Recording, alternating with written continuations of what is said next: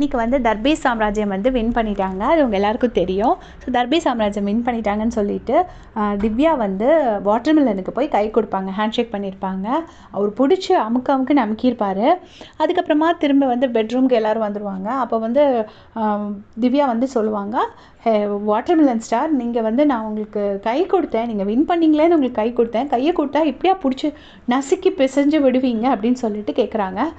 எல்லாம் ஒரு ஆசை தான் அப்படின்னு சொல்லி சிரிச்சுக்கிட்டே சொல்கிறாரு. இது என்ன மாதிரி ஒரு ஆட்டிடியூட்னே தெரியல. நேற்றுக்கே திவ்யா வந்து நாக்கை மடக்கி கடித்தாங்க, இப்படி அறுத்துருவேங்கிற மாதிரி காமிச்சாங்க, எல்லாமே பண்ணாங்க. இவர் என்னன்னா இப்போ அரோராவோட ஹேரை ஸ்மெல் பண்ணுறாரு. பார்வதி அவ்வளோ தொல்லை பண்ணியிருக்காரு. அவங்க வேண்டான்னு சொல்கிற டைமில் பின்னாடியே போயிருக்காரு. அப்புறம் பார்வதியோட தோளில் சாஞ்சிருக்காரு. இது வந்து என்ன மாதிரி ஒரு மென்டாலிட்டினே தெரியல. சீசன் 7 ஒரு ஃபேக் அலிகேஷனால் ஒருத்தர் வெளியில் போனார். அந்த ஃபேக் அலிகேஷனால் இப்போ என்னென்னா உண்மையான அலிகேஷன் வைக்கிறதுக்கு எல்லோரும் பயப்படுறாங்க.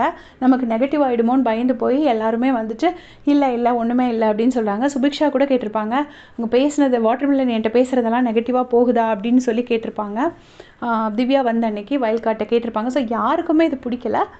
மற்ற பிஹேவியர் எல்லாமே ஓகே, உங்களுக்கு கொண்டாடணும்னா கொண்டாடிக்கோங்க, அவரை வந்து இது பண்ணிக்கோங்க, செரிஷ் பண்ணிக்கோங்க. பட் இந்த மாதிரி விமன் கிட்ட வந்து அவங்களுக்கு விருப்பம் இல்லாமல் பின்னாடி போகிறது வந்து தப்பு. இவர் எப்போ தான் ஸ்டாப் பண்ணுவாரோ, இது எப்போ தான் பிக் பாஸோ இல்லை யாராச்சும் தடுத்து நிறுத்துவாங்களோ தெரியல. இதெல்லாம் சொந்தமாக அறிவு வேணும், யாரும் சொல்லி வர வேண்டிய அறிவு இல்லை. அவங்களுடைய கமெண்ட்ஸை சொல்லுங்கள்.